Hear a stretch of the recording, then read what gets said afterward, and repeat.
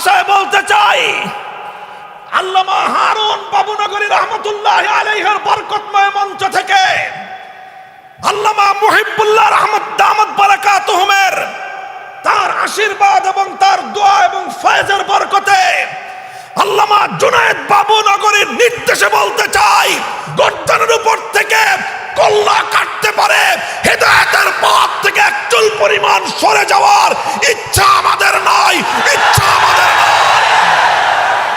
আগে এই নাস্তিক মুরতাদদের মুখ সামলে কথা বলতে বলেন।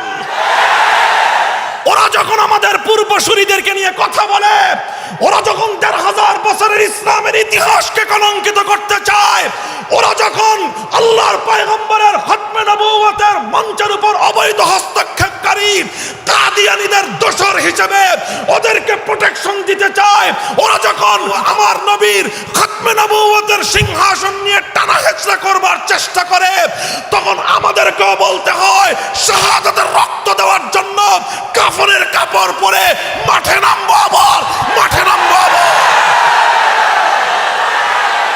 সারা দুনিয়া আমার বিরুদ্ধে যেতে পারে, আল্লাহর কোরআন আর নবীর সুন্নাহ অনুযায়ী জাতিকে দিক নির্দেশনার পথ থেকে আমাকে বিচ্যুত করতে পারে না।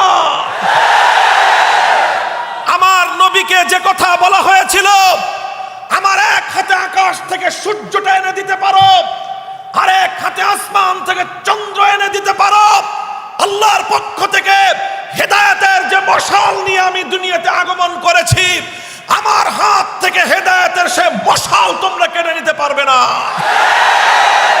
গর্দানের উপর তরবারি রাখা হতে পারে, বুকের উপর বুলেটের আঘাত আসতে পারে, জান যেতে পারে, উম্মতকে সঠিক পথে নেতৃত্ব দেওয়ার পথ থেকে আলেম সমাজ সরে দাঁড়াতে পারে না। দেহে প্রাণ থাকবে আর হৃদয়ে স্পন্দন থাকবে, কোরআন সুন্নাহ বিরোধী কার্যকলাপ হতে দেখে মুখে কুলুপ এঁটে বসে থাকবো, সেই বেঁচে থাকার চেয়ে মৃত্যুকে হাজার গুণে শ্রেয় মনে করি। পরিষ্কার কথা, কোরআনের কথা বলতে বলতে, হকের কথা বলতে বলতে, কুফর আর তাগুতের বিরুদ্ধে কথা বলতে বলতে যদি জীবন চলে যায়, কল্লা যদি দিতে হয় কল্লা দেওয়ার জন্য রাজি। ঈমান বিক্রি করতে পারবো না, ঈমান বিক্রি করতে পারবো না। বাংলাদেশের অন্যতম ঐতিহ্যবাহী ইসলামী শিক্ষার প্রাণ কেন্দ্র আল জামিয়াতুল ইসলামিয়া আজিজুল উলুম বাবুনগর মাদ্রাসার আজিমুশান সালানা ইজলাসে মঞ্চে উপবিষ্ট আছেন এই জামিয়ার স্বনামধন্য মহাপরিচালক কুতবে আলম হযরত আল্লামা শাহ মুহিবুল্লাহ বাবুনগরী হাফিজাহুল্লাহ তাআলা ওয়া রাআহ। এতক্ষণ পর্যন্ত আলোচনা পেশ করেছেন এই মাটির আরেক কৃতি সন্তান, কায়েদে মিল্লাত, আমির হেফাজতে ইসলাম, শাইখুল হাদিস আল্লামা জুনায়েদ বাবুনগরী হাফিজাহুল্লাহ তাআলা। আজকে আমরা যারা এই মাহফিলে এই মজমায় জামায়াত হতে পেরেছি, সময়ের এই দুই মহান ব্যক্তিত্বের সাথে একই মজমায় উপস্থিত হতে পারাটা আমাদের জন্য অত্যন্ত গৌরব এবং সৌভাগ্যের বিষয়। প্রায় শতবর্ষী এই ঐতিহ্যবাহী দ্বীনি শিক্ষা প্রতিষ্ঠানের এই পবিত্র আঙ্গিনায় জীবনের কিছু মূল্যবান সময় অতিক্রম করতে পারা আমাদের জীবনের পরম সঞ্চয়। আল্লাহ রাব্বুল আলামিন এই সকল ইদারাগুলোকে এ জাতির উপর রহমতের ছায়া হিসেবে কিয়ামত পর্যন্ত হেফাজত করুন। যারা এই সকল দ্বীনি শিক্ষার প্রাণকেন্দ্র কোরআনী প্রতিষ্ঠানগুলোর সাথে নিজেদেরকে সম্পৃক্ত রেখেছেন, আল্লাহ তাদেরকেও হেফাজত করুন।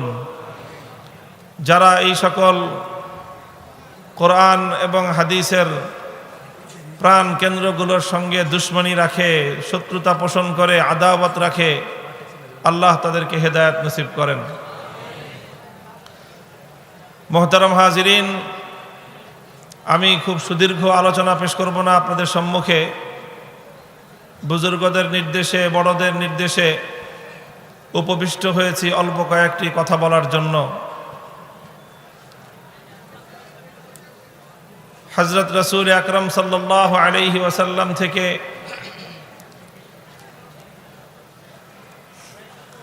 একটি হাদিসের অংশ বিশেষ আমি আপনাদেরকে বর্ণনা করে শুনিয়েছি। হাদিসটি সুপ্রসিদ্ধ হাদিস। ওলামায়ে কেরামের শান এবং মান এবং আলেমদের পরিচিতি নিয়ে আল্লাহর নবী ইরশাদ করেছেন, আল উলামা ওয়ারাসাতুল আম্বিয়া, আলেমগণ হলেন সকল নবীদের উত্তরাধিকারী।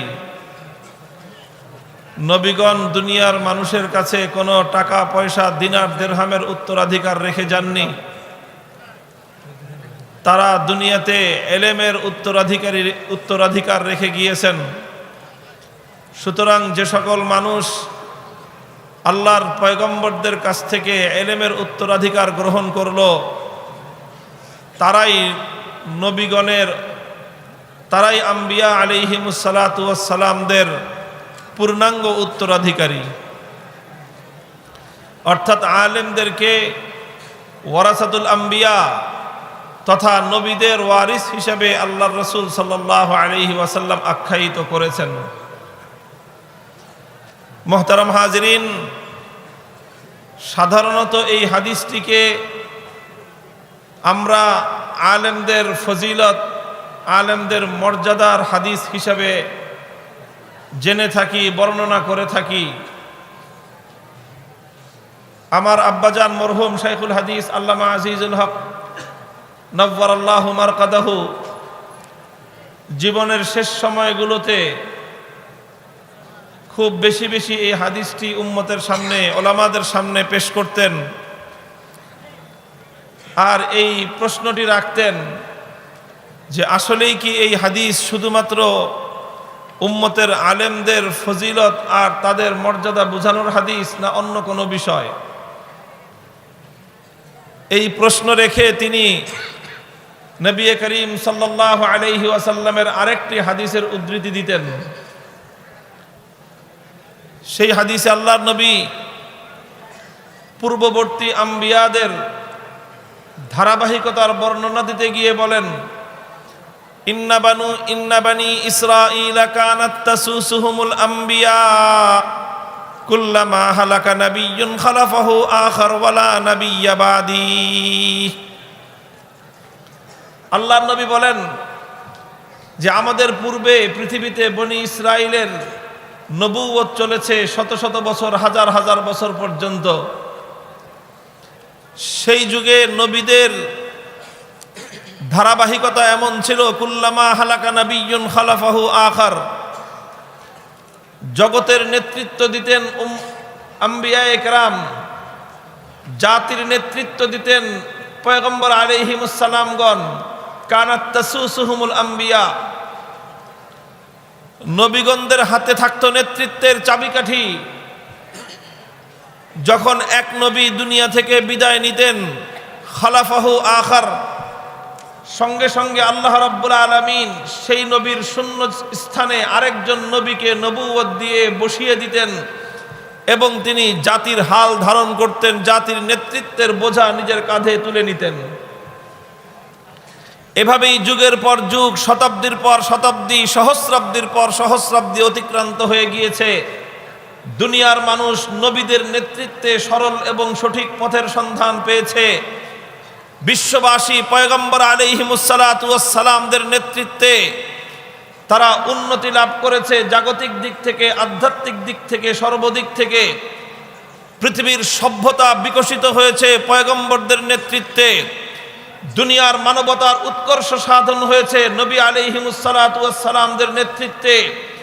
এই পৃথিবীতে কল্যাণকর যা কিছু হয়েছে সব কিছু হাজার হাজার বছর ধরে আল্লাহর পক্ষ থেকে প্রেরিত নবী আলাইহিমুসসালাতু ওয়াসসালামদের নেতৃত্বে সুসম্পন্ন হয়েছে।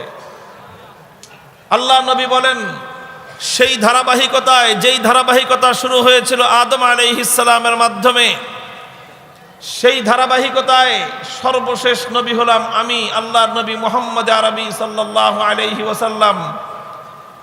আমি উম্মতের হাল ধরেছি, জগতের নেতৃত্ব এখন আমার হাতে। ওয়ালা নাবিয়্যা বাদি, কিন্তু আমি হলাম সর্বশেষ নবী, আমার পরে কিয়ামত পর্যন্ত আর কোনো নবী আসবে না। এই হলো নবীজির হাদিস, সুপ্রসিদ্ধ হাদিস।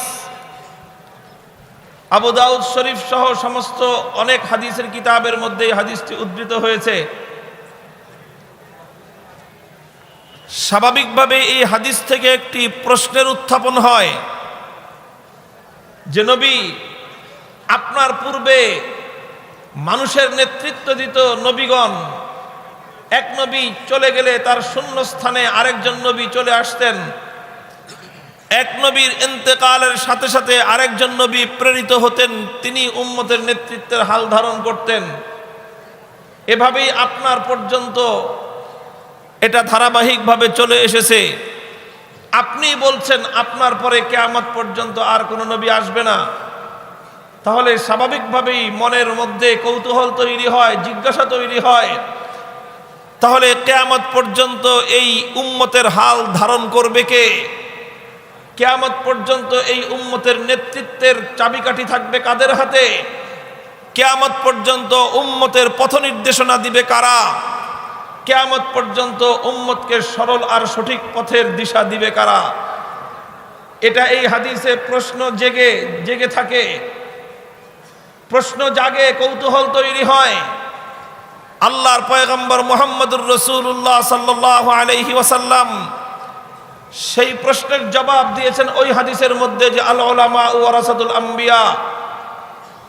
মুহাম্মদ আরবি সাল্লাল্লাহু আলাইহি ওয়াসাল্লামের মাধ্যমে নবুয়তের ধারাবাহিকতা কিয়ামত পর্যন্ত বন্ধ হয়ে গেলেও কিয়ামত পর্যন্ত নবুয়তের উত্তরাধিকারের ধারা অব্যাহত থাকবে। কিয়ামত পর্যন্ত দুনিয়াতে নতুন কোনো নবী আসবে না, তবে নবীদের সে দায়িত্বের উত্তরাধিকারের দায়িত্ব আসবে। নবীদের শূন্য জায়গাগুলোতে উম্মতের দায়িত্ব আর নেতৃত্বের বোঝা কাঁধে চেপে বসবে এক শ্রেণীর মানুষের উপর, যাদের পরিচয় আল্লাহর নবী দিয়েছেন আল উলামা ওয়ারাসাতুল আম্বিয়া, যারা হবেন নবীদের উত্তরাধিকারী, যারা হবেন নবীদের ওয়ারিস। এই দুই হাদিসের সমন্বয়ে আল্লাহর রাসূল সাল্লাল্লাহু আলাইহি ওয়াসাল্লাম কিয়ামত পর্যন্ত উম্মতের আলেমদের প্রতি এবং উম্মতের সাধারণ মানুষদের প্রতি দুটি নির্দেশনা প্রদান করলেন। সাধারণ উম্মতকে আল্লাহর নবী আশার বাণী শোনালেন, সাধারণ উম্মতকে আল্লাহর নবী আশার আলো দেখালেন, সাধারণ উম্মতকে আল্লাহর নবী হতাশার মাঝে আলোর প্রদীপ জ্বালিয়ে দিলেন। হে আমার উম্মত, কিয়ামত পর্যন্ত তোমরা দুনিয়াতে থাকবে, কিন্তু আমি নবী থাকব না। হে আমার উম্মত, কিয়ামত পর্যন্ত তোমরা জগতে থাকবে, দুনিয়াতে নতুন কোন নবী আসবে না। সুতরাং হে উম্মত, এই দীর্ঘ সময়ে শত শত বছর, হাজার হাজার বছর পর্যন্ত পৃথিবীতে তোমাদের থাকতে হবে। এই সময়ে কোনো নবী আসবে না, কোনো নবী থাকবে না, কিন্তু এতে তোমরা হতাশ হওয়ার কোনো কারণ নেই, হতোদ্যম হওয়ার কোনো কারণ নেই, নিরাশ হওয়ার কোনো কারণ নেই।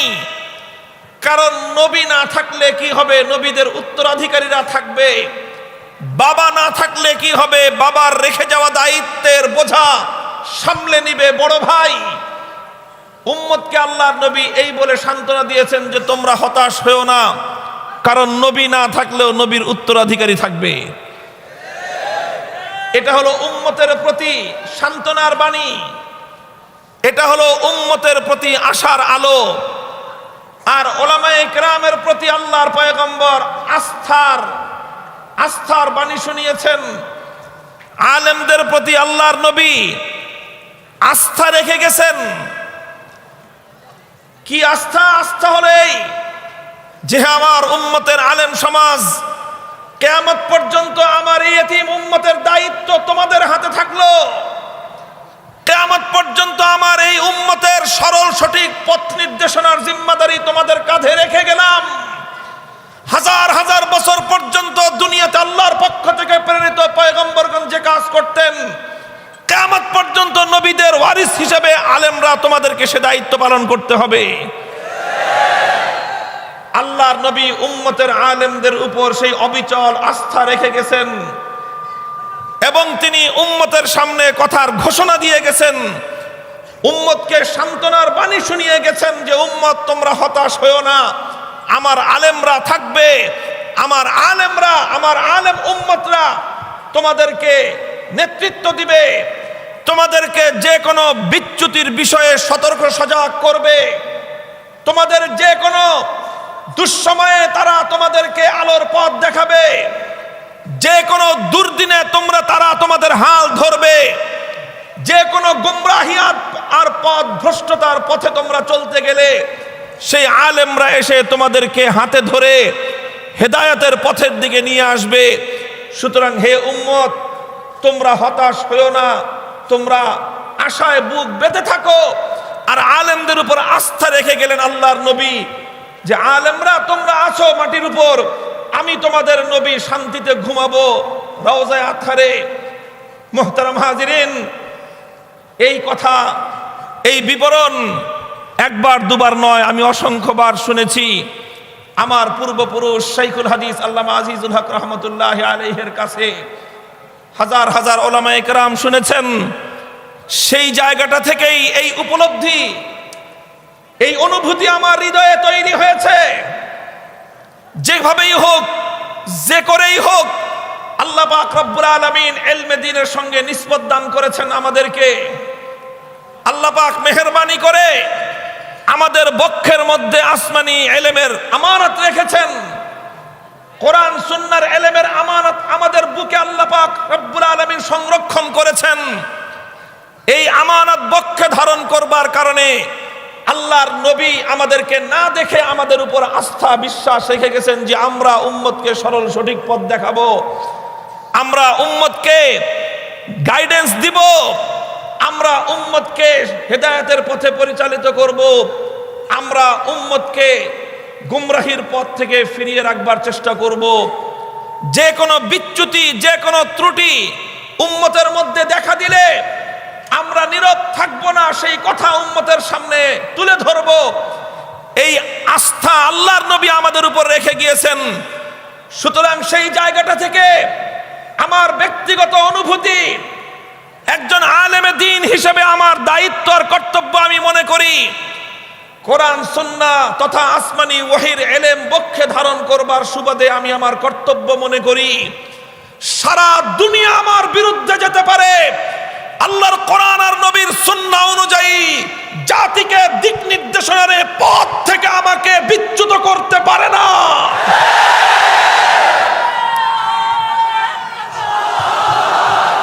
আমার নবীকে যে কথা বলা হয়েছিল, আমার এক হাতে আকাশ থেকে সূর্যটা এনে দিতে পারো, আর এক হাতে আসমান থেকে চন্দ্র এনে দিতে পারো, আল্লাহর পক্ষ থেকে হেদায়েতের যে মশাল নিয়ে আমি দুনিয়াতে আগমন করেছি, আমার হাত থেকে হেদায়েতের সে মশাল তোমরা কেড়ে নিতে পারবে না।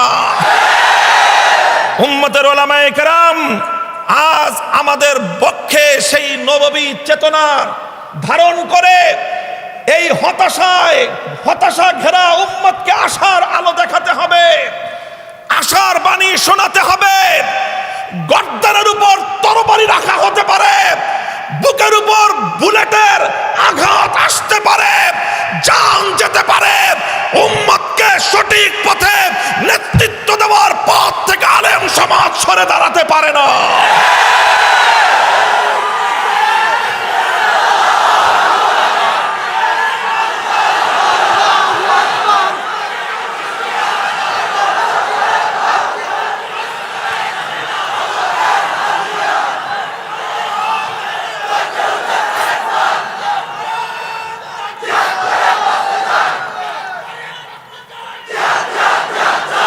মুহতারাম হাজিরিন,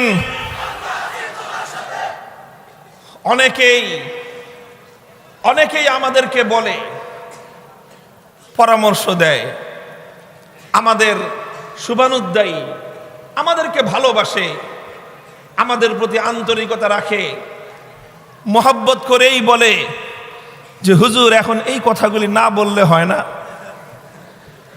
অনেকেই তো বলে না, আপনি কেন এই কথাগুলি বলতে গিয়ে খামাখা ঝামেলায় জড়ান।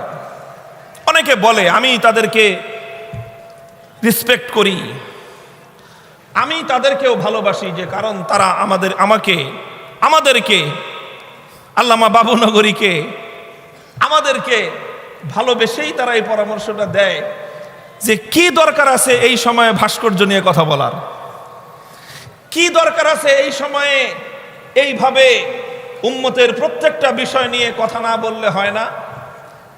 তারা আমাদের কল্যাণকামী হিসেবেই আমাদেরকে পরামর্শ দেয় যে এখন এই সময়ে এই সকল কথা বললেন না। তাদের প্রতি শতভাগ শ্রদ্ধা ভালোবাসা রেখেই আমি যখন বিবেচনা করি যে আপনি আমার কল্যাণকামী হিসেবে আমাকে বলছেন যে এই সময়ে কিছু সত্য কথা আমরা হাইড করে যান, এই সময়ে কিছু জরুরি কথা আপনারা নীরব থেকে যান, কথাগুলো উচ্চারণ করবেন না, এ কথা অনেক মানুষ আমাদেরকে পরামর্শ দেয়। পরক্ষণেই মনে পড়ে যায় আল্লাহ রাসূল সাল্লাল্লাহু আলাইহি ওয়াসাল্লামের হাদিসের কথা, লা তাযালু তাইফাতুম মিন উম্মতি মানসুরিনা আলাল হাক্কি লা ইয়াদুররুহুম মান খাযালাহুম হাত্তা ইয়াতিয়া আমরুল্লাহ। আল্লাহর পয়গম্বর ইরশাদ করেছেন, কিয়ামত পর্যন্ত নিরবচ্ছিন্নভাবে অব্যাহতভাবে উম্মতের মধ্যে কিছু লোক এমন থাকবে যারা হকের ঝান্ডা সমুন্নত করবে, সারা দুনিয়ার সমস্ত শক্তি তাদের ক্ষতি করার চেষ্টা করবে, কিন্তু আমার আল্লাহ পাক রব্বুল আলামিন তাদেরকে সাহায্য করবেন। দুনিয়ার কোনো অপশক্তি তাদের একটা বাঁকা চুল সোজা করতে পারবে না। আল্লাহর পয়গম্বরের এই আশ্বাসের বাণী, আল্লাহর পয়গম্বরের পক্ষ থেকে অর্পিত সেই মহান দায়িত্ববোধ থেকে তখন আমি আবার চেতনা ফিরে পাই, আমি আবার সম্বিত ফিরে পাই। আমি মনে করি সারা দুনিয়ার সমস্ত কল্যাণকামী, আমার যতটা কল্যাণকামী, আমার ভাই বন্ধুরা আমার যতটা কল্যাণকামী, আমার দোস্ত বন্ধুরা আমার যতটা কল্যাণকামী, আমার পরিবারের সদস্যরা আমার যতটুকু কল্যাণকামী, সারা দুনিয়ার সমস্ত মানুষ মিলে আমার যতটুকু কল্যাণকামী, আমি আল্লাহর নামের হাজারবারের কসম খেয়ে বলতে পারি আমার রাসূল আমার জন্য তার চেয়ে লক্ষ কোটি গুণ বেশি কল্যাণকামী।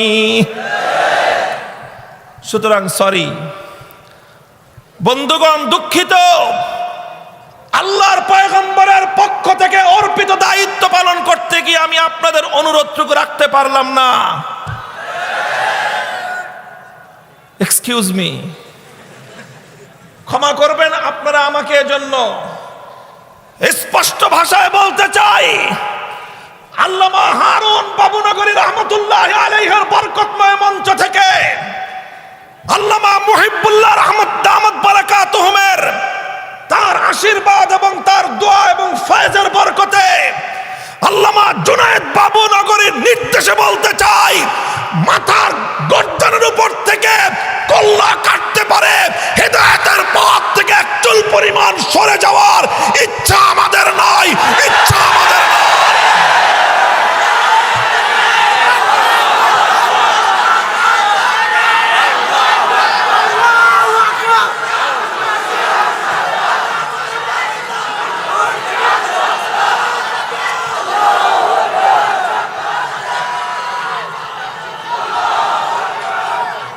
সমাজে যে কোনো বিচ্যুতি যখন দেখব, আল্লাহর কোরআনের আলোকে, আল্লাহর নবীর হাদিসের আলোকে সমাজে যখন কোনো ভুল ভ্রান্তি দেখব, সেই বিষয়ে কথা আমাদেরকে বলতেই হবে।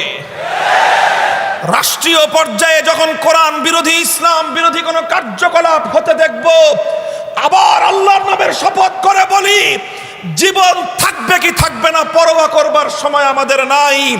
বিরাসতে নবুয়তের জিম্মাদারি আদায় করবার জন্য জীবনকে ঝুঁকির মুখে ফেলানোর মধ্যেই জীবনের সফলতা খুঁজে পাবো। এভাবেই ১৫০০ বছর পর্যন্ত দ্বীনে হকের আলো জ্বলছে।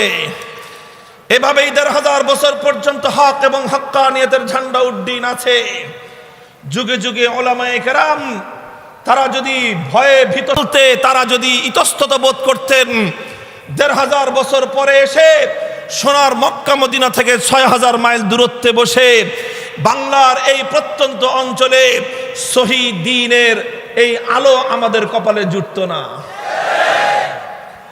সেই কোথায় মক্কা মদিনা, কোথায় মোমবাতে ওয়াহি, কোথায় মাহবাতে ওয়াহি, কোথায় সেই আল্লাহর পয়গম্বরের উপর ওয়াহি নাজিল হয়েছিল হেরার গুহায়, কোথায় আল্লাহর নবীর উপর ওয়াহি নাজিল হয়েছিল মক্কার মদিনার শরীফের অলিতে গলিতে, মসজিদে নববীর প্রান্তে প্রান্তে।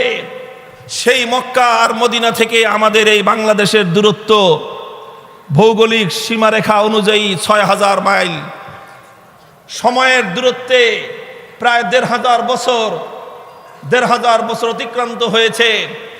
এই ভৌগোলিক এত দূরত্ব, এই সব কিছুর পরেও আমরা এই বাংলার এক নিভৃত অঞ্চলে লক্ষ লক্ষ জনতা আজও পর্যন্ত আল্লাহর পয়গম্বরের আদর্শকে বক্ষে ধারণ করে নবীজির আদর্শের উপর পথ চলবার জন্য হাসি মুখে জান কোরবান করতে প্রস্তুত।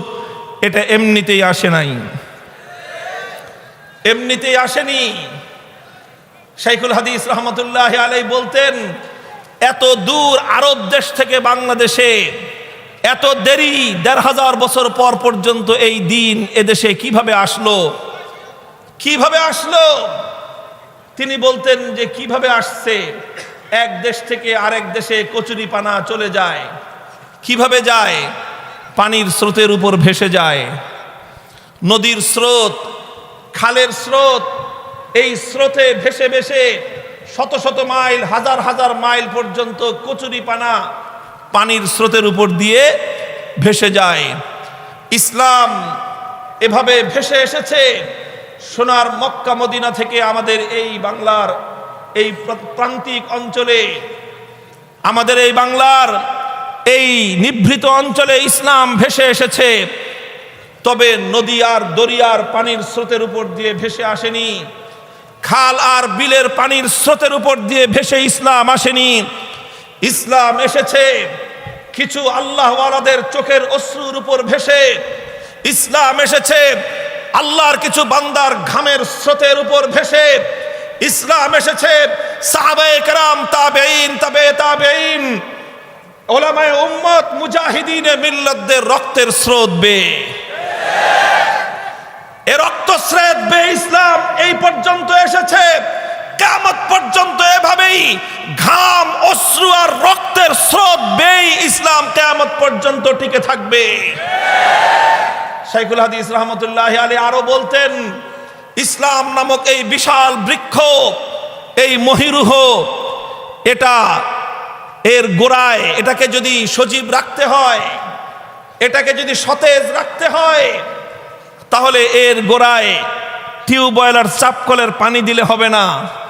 ইসলাম নামক বৃক্ষের গোড়ায় নদী আর খাল বিল থেকে বদনবরে পানি এলে দিলে হবে না। এটার গোড়ায় পুকুরের পানি ঢাললে এই গাছ সজীব থাকবে না। ইসলাম নামক এই সুশীতল, এই সবুজ শ্যামল, এই শান্তিদায়ক বৃক্ষ, এটা সজীব থাকবে, সতেজ থাকবে উম্মতের আল্লাহর দ্বীনকে ভালোবাসে যারা, দ্বীনের প্রতি মহব্বত পোষণকারী আল্লাহর বান্দাদের বুকের রক্তের মাধ্যমে। এ গাছের গোড়ায় বুকের তাজা রক্ত দিতে হবে, তবে এ গাছ সতেজ থাকবে ইনশাআল্লাহ। শাইখুল হাদিস রহমতুল্লাহ আলাইহি যখন এই কথা বলেন, তো সেদিনও দেখলাম মুরগি চোরা নামে খ্যাত এক ব্যক্তি, এদেশে একজন মানুষ মুরগি চোরা বললে তার নাম বলতে হয় না, সারা দেশের মানুষ এক বাক্যে তাকে চিনে যায়। আমি নাম বললাম না, কে মুরগি চোরা বাংলাদেশের 16 কোটি মানুষ তার নাম জানে। নামের চেয়ে তার এই উপাধিটা বেশি প্রসিদ্ধ হয়ে গেছে।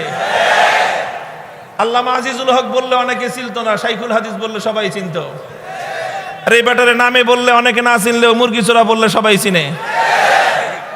সে শাইখুল হাদিস রহমতুল্লাহ আলাইহির এই কথার সমালোচনা করতেছে।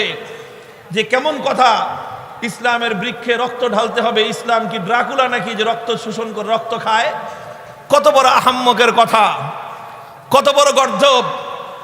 এদেশের বাংলাদেশের স্বাধীনতাকে নিয়ে এদেশের শিল্পীরা যখন গান গায়, প্রতিদিন যখন জাতীয় গণমাধ্যমে যখন প্রচারিত হয়, এক সাগর রক্তের বিনিময়ে বাংলার স্বাধীনতা আনলে যারা, তখন তো তোমাদের আপত্তি হয় না? বাংলাদেশ কি ড্রাকুলা যে বাংলাদেশ সাগর পরিমাণ রক্ত খায়? কারণ হে মুরগি চড়া, তোমার সম্পর্কে এদেশের মানুষ জানে।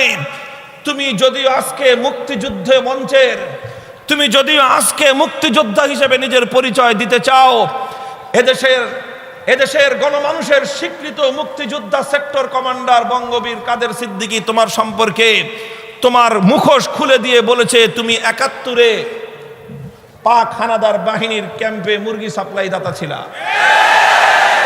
এজন্য এদেশের স্বাধীনতার প্রতি তোমার বিন্দুমাত্র কোনো ভালোবাসা নেই। বাংলাদেশের স্বাধীনতার প্রতি তোমার কোনো মর্যাদা বোধ নেই। যদি থাকতো তাহলে তুমি কোনোদিন শাইখুল হাদিসের সেই অমর বাণী নিয়ে প্রশ্ন তুলতে পারতা না। বাংলাদেশ যেমন স্বাধীন করতে সাগর পরিমাণ রক্তের প্রয়োজন হয়েছে, ইসলামকে হেফাজত করতে শুধু এক সাগর নয়, সাগর সাগর পরিমাণ রক্তের প্রয়োজন হয়েছে।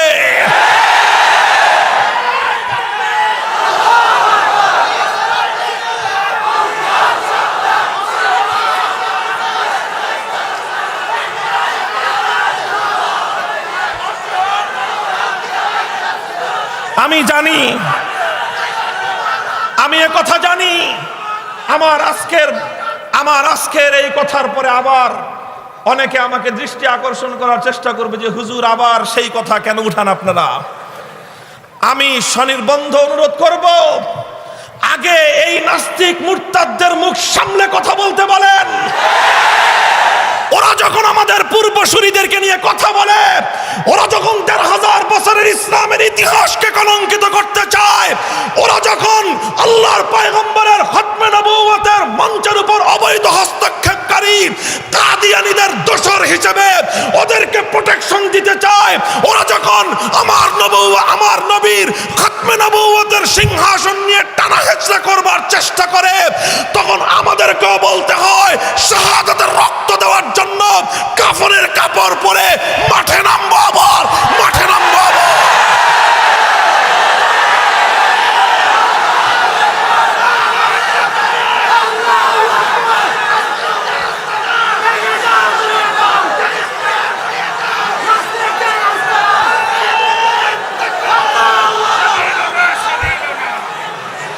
মুহতারাম হাজিরিন,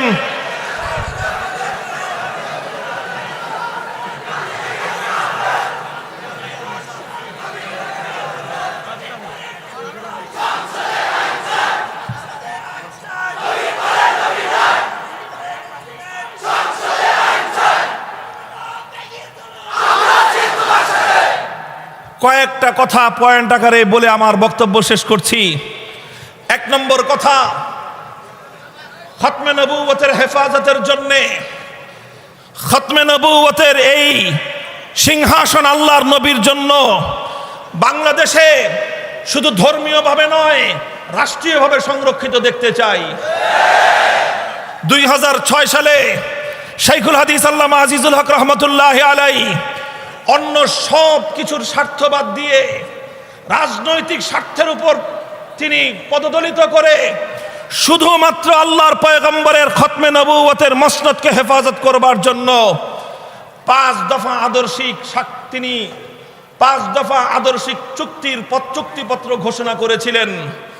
আজকের প্রধানমন্ত্রী শেখ হাসিনার নির্দেশে ওনার দলীয় মহাসচিব মরহুম জনাব আব্দুল জলিল সাহেব শাইখুল হাদিসের বাসভবনে এসে দস্তখত করে জাতির সঙ্গে প্রতিশ্রুতি ঘোষণা করেছিলেন, ক্ষমতার মসনদে আরোহণ করতে পারলে জাতীয় সংসদে আইন প্রণয়ন করে শেষ নবীর যারা খতমে নবুয়ত মানবে না, নবীজিকে শেষ নবী মানবে না, তাদেরকে বাংলাদেশ রাষ্ট্রীয়ভাবে মুসলিম হিসেবে স্বীকৃতি দিবে না, এই প্রতিশ্রুতি ঘোষণা করেছিলেন।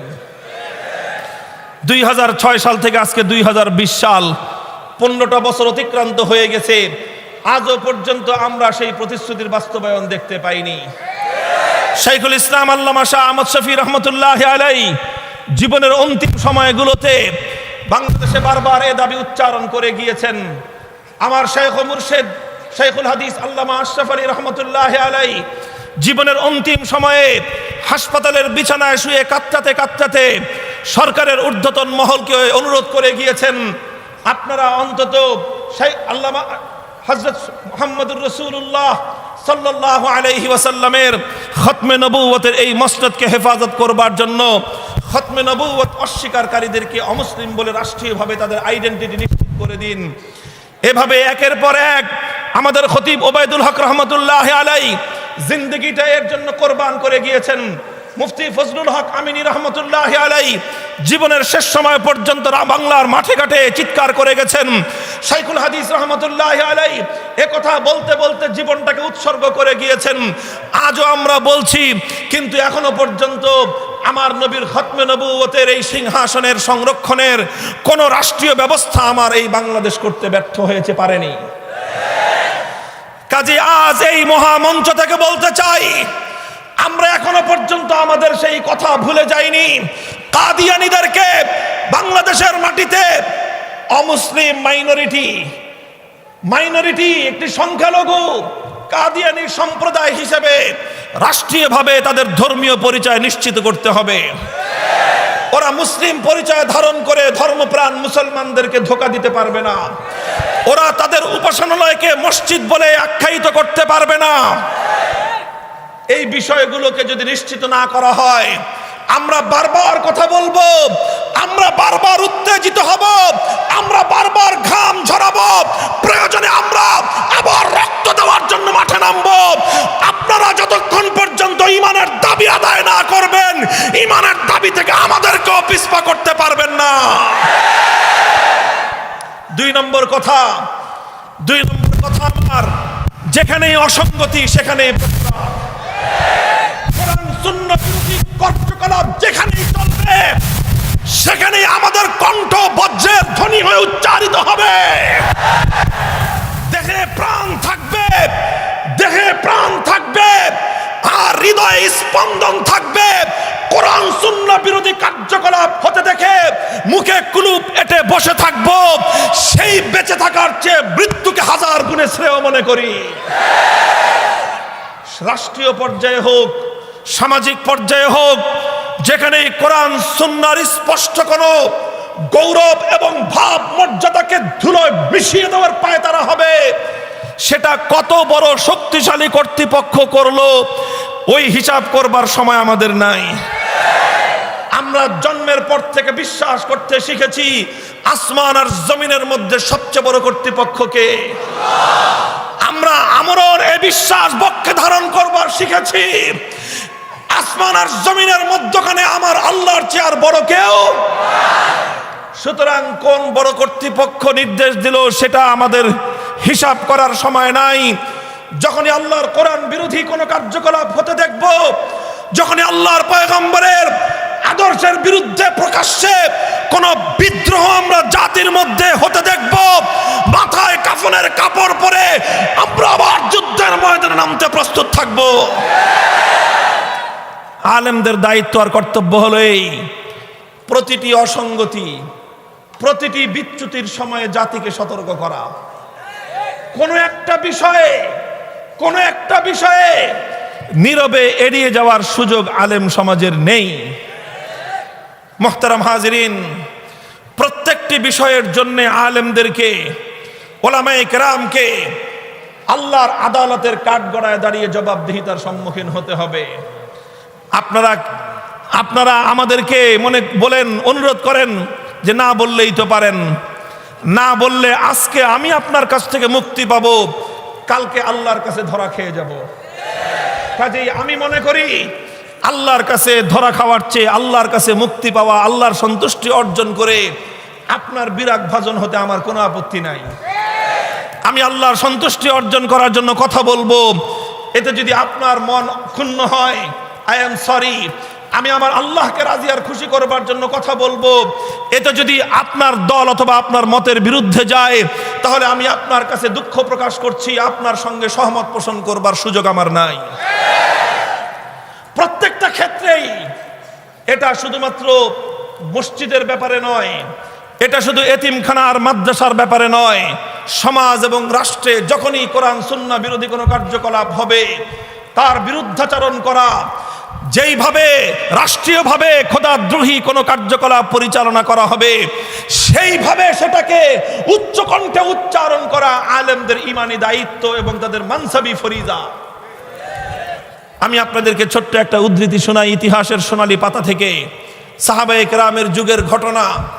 হযরতে আমিরে মুআবিয়া রাদিয়াল্লাহু তাআলা আনহু খামিসু খামসাতিন, ইসলামের 4 খলিফার পরে পঞ্চম খলিফা আমিরুল মুমিনিন হযরতে মুআবিয়া রাদিয়াল্লাহু তাআলা আনহু যখন খেলাফতের মসনদে সমাসীন, তিনি যখন মুসলিম উম্মার রাষ্ট্রনায়ক খলিফা, তিনি শাম থেকে গোটা মুসলিম বিশ্ব পরিচালনা করতেন। তিনি কোনো প্রয়োজনে মদিনা শরীফে এলেন। মদিনা শরীফে এসে মসজিদ নববীর মিম্বরে ফাকাদ আলা মিম্বরি রাসূলিল্লাহি সাল্লাল্লাহু আলাইহি ওয়াসাল্লাম, সেই মিম্বরে বসলেন যেই মিম্বরে আল্লাহর নবী মুহাম্মদুর রাসূলুল্লাহ সাল্লাল্লাহু আলাইহি ওয়াসাল্লাম বসতেন। হাদিসটা এভাবেই বর্ণিত হয়েছে বুখারী শরীফে, এভাবেই বর্ণিত হয়েছে মুসলিম শরীফে, সমস্ত হাদিসের কিতাবে ফাকাদ আলা মিম্বরি রাসূলিল্লাহি সাল্লাল্লাহু আলাইহি ওয়াসাল্লাম। ফাকাদ আলাল মিম্বার বলা হয়নি, এটা বলা হয়নি তিনি মিম্বরে বসলেন, বরং বলা হয়েছে তিনি কার মিম্বরে বসলেন? জোরে বলেন, কার মিম্বরে? আল্লাহর নবীর মিম্বরে বসলেন। বসে ফাআখরাজা কুবজাতাম মিন শারিন মিন কুম্মিহি, ফাআখরাজা কুবজাতাম মিন শারিন মিন কুম্মিহি। হযরতে মুআবিয়া রাদিয়াল্লাহু আনহু নিজের পাঞ্জাবির আস্তিনের ভিতর থেকে এক মুষ্টি চুলের খোপা বের করলেন।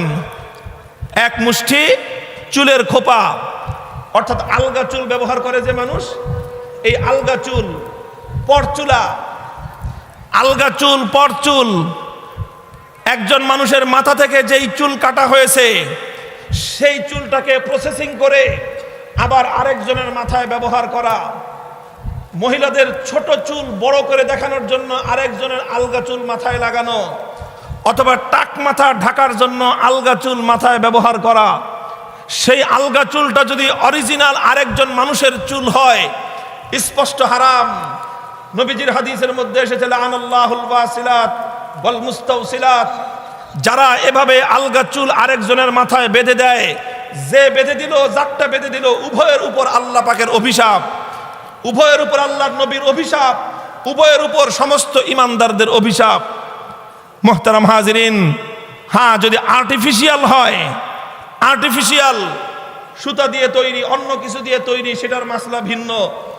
কিন্তু যদি অরিজিনাল চুল, একজনের মাথার চুল আরেকজনের মাথায় ব্যবহার করা, স্পষ্ট, জোরে বলেন, স্পষ্ট হারাম, স্পষ্ট হারাম। খবরদার, ঘরে ঘরে, পাড়ায় পাড়ায়, মহল্লায় মহল্লায় এখন বিউটি পার্লারের সরাসরি। মহিলারা 1.5 হাত চুল লম্বা, বিউটি পার্লারে গিয়ে 1.5 হাতের চুল কেটে বব কাটিং করে আধা হাত বানায় আনে। ওই যে 1 হাত চুল বিউটি পার্লাররা কেটে রাখে, ওই চুলটা ওরা বিক্রি করে দেয়। ওই চুলটা নিয়ে প্রসেসিং করে ওটাকে দিয়ে খোপা বানানো হয়, ওটাকে দিয়ে আলগা চুল লাগানোর সিস্টেম করে এটা মার্কেটে বিক্রি হয়। ওটা আবার অন্যরা কিনে এনে মাথায় বাঁধে, মাথায় ব্যবহার করে। এই আলগা চুল মাথায় ব্যবহার করা স্পষ্ট, এটা অভিশপ্ত কাজ, আল্লাহর পক্ষ থেকে অভিশাপ হয়। হযরতে আমিরে মুআবিয়া রাদিয়াল্লাহু তাআলা আনহু এরকম একটা চুলের মুঠি নিজের পাঞ্জাবির আস্তিন থেকে বের করে মদিনার মসজিদে নববীর মিম্বরে, আল্লাহর নবীর মিম্বরে দাঁড়িয়ে তিনি সর্বপ্রথম যেই প্রশ্নটা করলেন সেটা হলো আইনা উলামাউকুম, আইনা উলামাউকুম, হে মদিনার মুসলমানরা জবাব দাও, তোমাদের আলেম সমাজ কোথায়? মুহতারাম হাজিরিন, হযরতে মুআবিয়া রাদিয়াল্লাহু আনহু সাহাবীদের যুগের ছোট্ট একটা ইতিহাস, সেই ইতিহাস থেকে বোঝা যায় হযরতে মুআবিয়া সর্বপ্রথম এই প্রশ্ন করলেন যে মদিনার বাজারে হারাম পণ্য বিক্রি হচ্ছে। মদিনার মুসলমানদের মার্কেটে এমন একটা পণ্য বিক্রি হচ্ছে যেই পণ্যটা ব্যবহার করা স্পষ্ট হারাম। তিনি এ কথা জিজ্ঞাসা করেননি রাষ্ট্রনায়ক হিসেবে যে মদিনার পুলিশ সুপার কই, এটা জিজ্ঞেস করেননি। এটাও জিজ্ঞাসা করেননি মদিনার গভর্নর কোথায়, প্রশ্ন এটা করেননি মদিনার প্রশাসক কোথায়, মদিনার ডিসি কোথায়, মদিনার এসপি কোথায়, এই সকল প্রশ্ন করেননি। তিনি প্রশ্ন করেছেন আইনা উলামাউকুম, মদিনার আলেম সমাজ কোথায়। মুহতারাম হাজিরিন, সহিহ বুখারী মুসলিম সহ সমস্ত হাদিসের কিতাবগুলোর মধ্যে উদ্ধৃত ঘটনার উদ্ধৃতিতে হাদিসের ব্যাখ্যাতাগণ লিখেছেন, হযরতে মুআবিয়া আল্লাহর নবীর সাহাবী, বিমাহজারিম মিনাস সাহাবাতি, শত শত সাহাবীদের উপস্থিতিতে তিনি সর্বপ্রথম জবাবদিহিতার কাঠগড়ায় শাসককে দাঁড় করাননি, জবাবদিহিতার কাঠগড়ায় পুলিশকে দাঁড় করাননি, জবাবদিহিতার কাঠগড়ায় কোন মদিনার ব্যবসায়ী বাণিজ্য মন্ত্রীকে দাঁড় করাননি, ব্যবসায়ী সমিতির সভাপতিকে দাঁড় করাননি। সর্বপ্রথম জবাবদিহিতার কাঠগড়ায় দাঁড় করিয়েছেন আলেম সমাজকে। অর্থ কি? অর্থ হলো এই, মদিনার বাজারে নিষিদ্ধ পণ্য বিক্রি হয়, এটা দেখা শুধু বাণিজ্য মন্ত্রীর দায়িত্ব নয়। মুসলমানদের সমাজে হারাম পণ্য বিক্রি হয়, এটা দেখার দায়িত্ব শুধু পুলিশের নয়। মুসলমানদের মার্কেটে হারাম পণ্য বিক্রি হয়, এটা দেখা শুধুমাত্র প্রশাসনের দায়িত্ব নয়। কোনটা হারাম কোনটা হালাল মুসলমানদের সমাজে চলছে, সেটা দেখার সর্বপ্রথম দায়িত্ব হলো আলেম সমাজের। সুতরাং আলেম সমাজ খুব হুঁশিয়ার।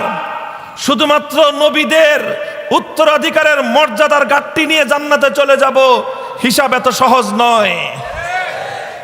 আমি বাংলাদেশের অন্যতম শীর্ষস্থানীয় ইসলামী শিক্ষার প্রাণকেন্দ্র মারকাজুল উলামা বাবুনগরের মঞ্চে দাঁড়িয়ে আমি আমার স্বজাতির ভাই আলেমদেরকে বলছি, অন্য জনগণের হিসাব যত সহজ হবে, আমার আর আপনার আলেম সমাজের হিসাব ততটা সহজ হবে না।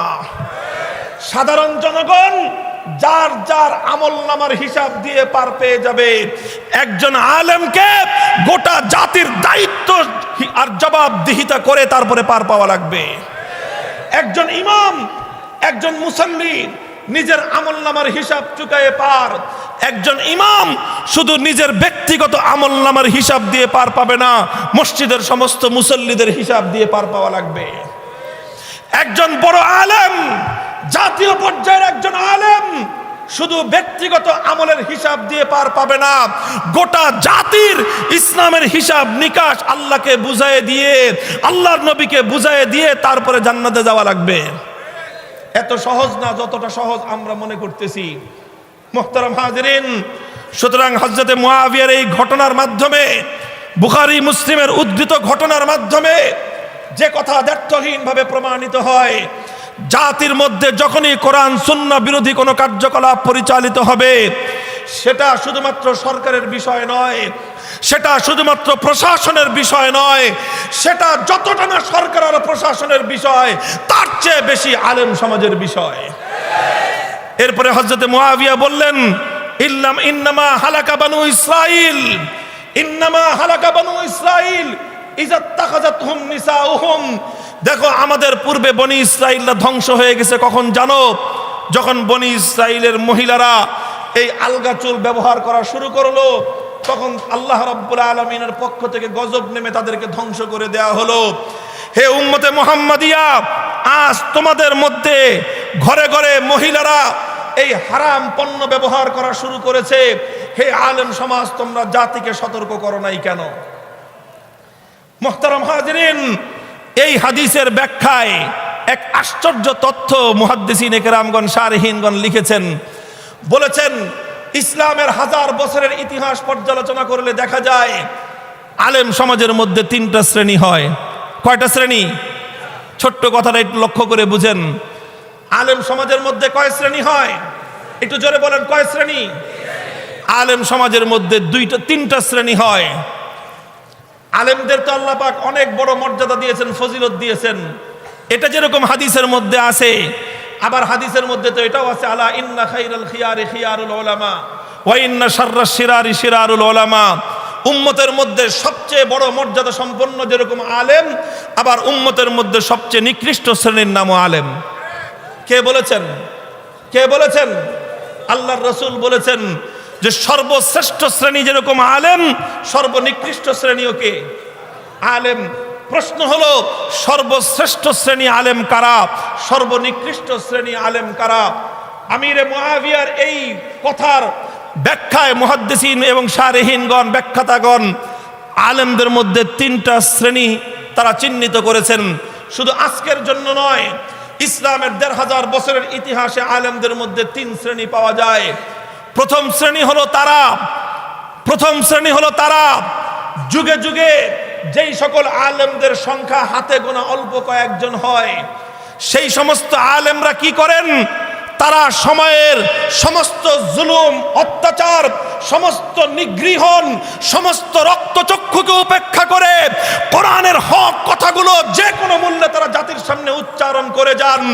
সেই কথা উচ্চারণ করতে গিয়ে কখনো তাদেরকে কারাগারের অন্ধকার প্রকোষ্ঠে নিক্ষিপ্ত হতে হয়, সেই সত্য উচ্চারণ করতে গিয়ে কখনো তাদেরকে সুফিয়ানে সাউরির মতো দেশান্তরিত হতে হয়, সেই সত্য কথা উচ্চারণ করতে গিয়ে কখনো তাদেরকে ইমাম আজম আবু হানিফার মতো বিষ প্রয়োগে হত্যা করা হয়, সেই সত্য উচ্চারণ করতে গিয়ে কখনো তাদেরকে ইমাম আহমদ ইবনে হাম্বলের মতো কারাগারে নিক্ষিপ্ত হয়ে জালিমের বেত্রাঘাতে শরীরকে রক্তাক্ত করতে হয়, সেই সত্য কথা বলতে গিয়ে কখনো তাদেরকে ইমাম ইবনে তাইমিয়ার মতো জুলুমের শিকার হতে হয়, সেই সত্য কথা বলতে গিয়ে কখনো তাদেরকে শাইখুল হিন্দের মতো মাল্টার আন্দামান দ্বীপে নিক্ষিপ্ত হতে হয়, সেই সত্য কথা বলতে গিয়ে কখনো তাদেরকে শাইখুল হাদিস আল্লামা আজিজুল হকের মতো কারারুদ্ধ হতে হয়, সেই সত্য কথা বলতে গিয়ে কখনো তাদেরকে মুফতি আমিনীর মতো কারারুদ্ধ হতে হয়, সেই সত্য কথা বলতে গিয়ে কখনো তাদেরকে জুনায়েদ বাবু নগরীর মতো কারান্তরীণ হতে হয়। তারা কারাগারে যায়, দেশান্তরিত হয়, বেত্রাঘাত সহ্য করে জীবন যায়, ফাঁসি কাস্টে ঝুলে হক কথা বলবার থেকে পিছপা হয় না।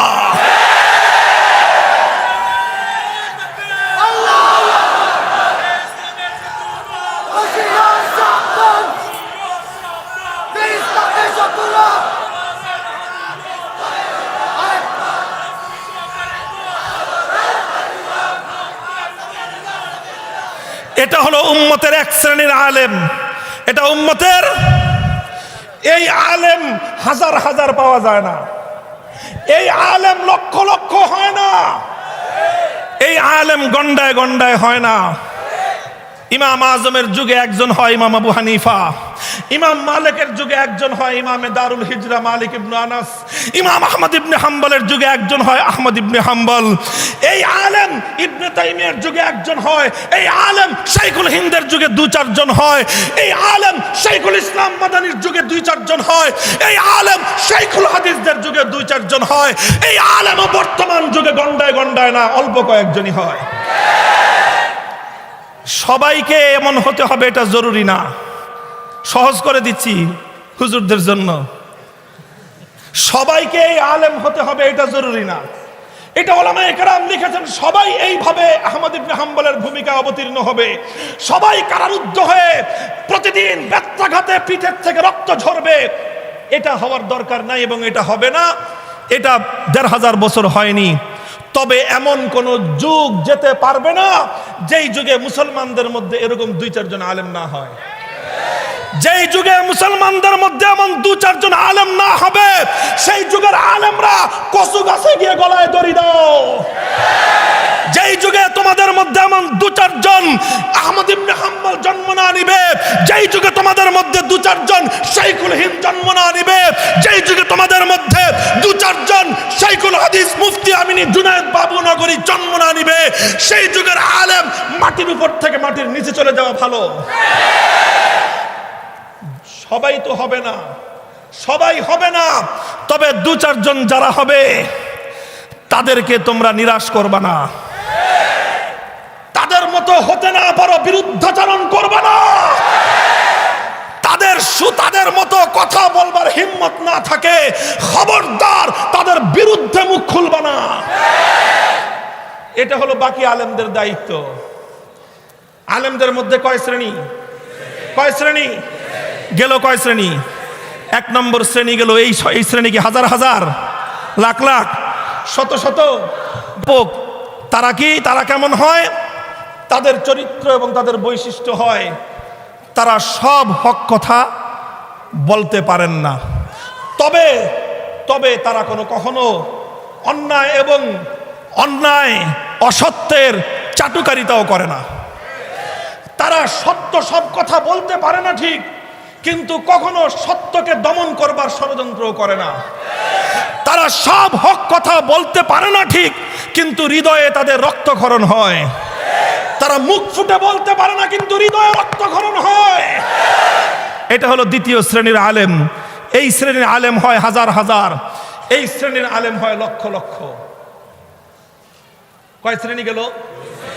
দ্বিতীয় শ্রেণীর পরিচয়টা বুঝেন। আবার বলছি, তারা সব হক কথা উচ্চ কণ্ঠে বলতে পারে না, কারণ বলতে গেলেই জীবনের উপর ঝুঁকি আসে, বলতে গেলেই জীবন বিপন্ন হওয়ার আশঙ্কা, বলতে গেলেই জুলুম এবং নির্যাতন স্টিম রুলার নেমে আসতে পারে, নিগৃহীত হওয়া লাগতে পারে, দেশান্তরিত হওয়া লাগতে পারে, অনেক সমস্যা। আর এই সমস্ত ওজরের কারণে তারা সব হক কথাগুলো, সব মাসলাগুলো তারা বলতে পারে না মুখ দিয়ে, কিন্তু হৃদয়ে তাদের কি থাকে? কি থাকে? হৃদয়ে ব্যথা থাকে, হৃদয়ে রক্ত ঝরে যে আহা বলতে পারতেছি না, আহা বলতে পারতেছি না, এই আফসোস থাকে। শেষটাতে আল্লাহর দরবারে ফরিয়াদের হাত উত্তোলন করে আল্লাহর কাছে নিজেরা বলতে না পারার এই অপরাধতার জন্য ক্ষমা চায়, আর যারা বলতে পারে তাদের জন্য আল্লাহর কাছে রহমতের দোয়া করে। এটা হলো কোন শ্রেণী? তিন নম্বর আরেকটা শ্রেণী থাকে যুগে যুগে, সব যুগে। তাদের নাম হয় আলেম। তাদের নাম হয় আলেম। তারা যাদেরকে আল্লাহর নবী বলেছেন আসমান আর জমিনের মধ্যে নিকৃষ্ট প্রাণী। তাদের পরিচয়, তারা হলো যুগের সমস্ত অন্যায়কারীদের দোসর, তারা হয় যুগের সমস্ত অন্যায়কারীদের চাটুকার। এই চাটুকার নামক, এই মুষ্টিমেয় আলেম নামক কলঙ্ক, এই কলঙ্ক প্রত্যেক যুগেই মুসলমানদের মধ্যে দুই চারটা থাকে, সব যুগে ছিল। আরে সময়ের শাসকবর্গ, শাসকরা তো আলেম হয় না, শাসকরা আলেম হয় না। শাসকরা চায় নিজেদের শাসন ক্ষমতাটা যেন নিরঙ্কুশ থাকে, এই তাদের আর কিছু দরকার নাই। সব যুগের শাসকরা এটাই চেয়েছে। তারা শাসন ক্ষমতা নিরঙ্কুশ করবার জন্য তাহাজ্জুদ পড়তে হলে তাহাজ্জুদ পড়ে, আবার শাসন ক্ষমতা নিরঙ্কুশ রাখবার জন্য পূজা করতে হলে পূজাও করে। এটা হলো সব যুগের শাসকদের চরিত্র।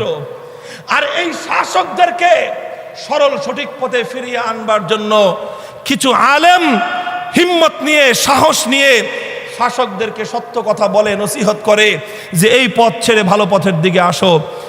যুগের কিছু কিছু শাসক ওই সমস্ত আলেমদের কথায় হেদায়েত পেয়ে যায়, সত্যের পথে ফিরে আসে, বলেন আলহামদুলিল্লাহ। আর কিছু কিছু শাসকের কপাল পোড়া থাকে, কিছু কিছু শাসকের কপাল পোড়া থাকে। তারা কারা? যারা ওই সত্যপন্থী আলেমরা যখন তাদেরকে নসিহত করে, যখন তাদেরকে সতর্ক করে, তাদের কথা ভালো লাগে না, ভালো লাগে ওই চাটুকারদের কথা। ওই চাটুকারদের ফাঁদে পা দেয়। এই চাটুকার শাররুল উলামা, এই চাটুকার উলামায়ে সু, তারা হাল আফসাদাদ দ্বীন, হাল আফসাদাদ দ্বীন ইল্লাল উলামাউস সু। আসমান আর জমিনের মধ্যে আল্লাহর দ্বীনকে সবচেয়ে বড় ক্ষতিগ্রস্ত করে ওই নিকৃষ্ট আলেম সমাজ, চাটুকার দরবারি আলেম সমাজ। মুহতারাম হাজিরিন, আখেরি কথা এটা আমার, আখেরি পয়গাম। বাদশাহ আকবরের কপাল পুড়েছিল শুধুমাত্র নিজের অপরাধে নয়, মোল্লা আবুল ফজলের চাটুকারিতায়। আবুল ফজল ফৈজি যদি না থাকতো, চাটুকার দরবারি মোল্লা যদি বাদশাহ আকবরকে মিসগাইড না করত, মুজাদ্দেদে আল ফেসানির তাওয়াজ্জুহ এবং মেহনতের বরকতে আকবর সঠিক পথে ফিরে আসতে পারত। মুজাদ্দেদে আল ফেসানির মেহনত, বাচ্চা আকবরের রাজপ্রাসাদে গিয়ে ধাক্কা লেগে ব্যর্থ হয়েছে, এর জন্য দায়ী শুধু বাদশাহ আকবর একা নয়, বরং আকবরের চেয়ে বড় দায়ী হলো আবুল ফজল ফয়জি দরবারি আলেম। আর বাদশাহ জাহাঙ্গীর, আকবরের সন্তান, জাহাঙ্গীরের কপাল ভালো ছিল, ওই সমস্ত ফয়জি ময়জিদের পাল্লায় পড়ে নাই।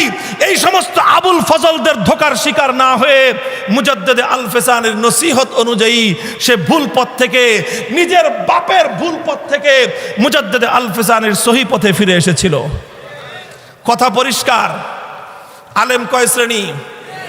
অল্প কিছু মানুষ থাকে যে কোনো মূল্যে হকের কথা বলতে পারে, বলে যায়, তারা কোনো কিছুর পরোয়া করে না।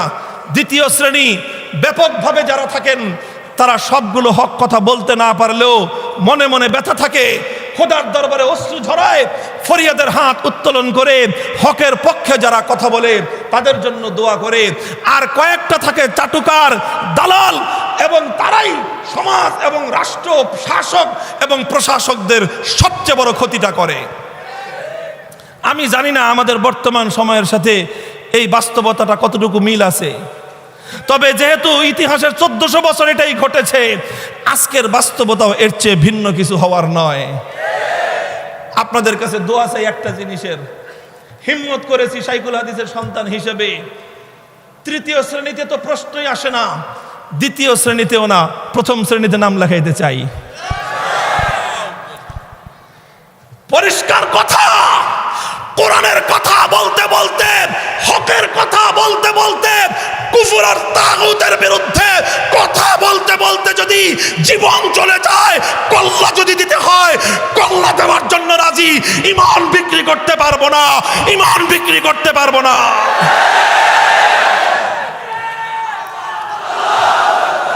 হে বাবুনগর মাদ্রাসার তাওহীদি জনতা, উলামায়ে কেরাম, ছাত্র জনতা, তওবা করো উলামায়ে কেরাম, খবরদার, জীবন যেতে পারে।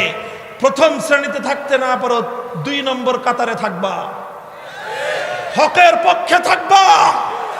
2-4 টাকার জন্য, সামান্য দুনিয়ার ক্ষমতার হালুয়া রুটির ভাগ বাটোয়ারা পাওয়ার জন্য, সামান্য কিছু স্বার্থ উদ্ধার করবার জন্য, খবরদার খবরদার, যদি 3 নম্বর শ্রেণীর নিকৃষ্ট আলেম নামধারী সেই কুচক্রীদের কাতারে তুমি তোমার নাম লিপিবদ্ধ করো, তাহলে তোমার পরিণাম সেটাই হবে আবুল ফজলের পরিণাম যেটা হয়েছিল, তোমার পরিণাম সেটাই হবে গাদ্দার মীর জাফরের পরিণাম যেটা ছিল। যুগে যুগে গাদ্দার এবং মীর জাফরদের পরিণাম আখিরাতে যেমন ভালো হয় না, দুনিয়াতেও পরিণাম ভালো হয় না, ভালো হয় না, ভালো হতে পারে না। আল্লাহ পাক রব্বুল আলামিন তৌফিক দান করেন। আল্লামা মুহিবুল্লাহ বাবুনগরীর হাতকে শক্তিশালী করবো ইনশাআল্লাহ। তিনি হকের পক্ষে আছেন। আল্লামা জুনায়েদ বাবুনগরী হকের ঝান্ডা ধারণ করে এগিয়ে যাচ্ছেন, সঙ্গে থাকবো ইনশাআল্লাহ। ঘাম দিতে হয় ঘাম দিব ইনশাআল্লাহ। রাতের আধারে চোখের অশ্রু ফেলে হকের জন্য দোয়া করবো ইনশাআল্লাহ। দিনের বেলায় যদি আবার কোনো সেই আমাদেরকে ডাক দেওয়া হয়, আবার যদি কোনো কারবালার ডাক আসে, আবার যদি কোনো সেই আমাদেরকে আবার যদি রণাঙ্গনের ডাক দেওয়া হয়, আবার যদি সংগ্রামের ময়দানের আহ্বান জানানো হয়, সেই সংগ্রামের ময়দানে নাম লেখাবার জন্য, রক্ত দেওয়ার জন্য, কল্লা দেওয়ার জন্য কারা কারা প্রস্তুত থাকবা, কারা কারা প্রস্তুত থাকবা? আল্লাহ পাক কবুল করুন, তৌফিক দান করুন। ওয়া আখিরু দাওয়ানা আলহামদুলিল্লাহি রাব্বিল আলামিন। ওয়াসসালামু আলাইকুম ওয়া রাহমাতুল্লাহ।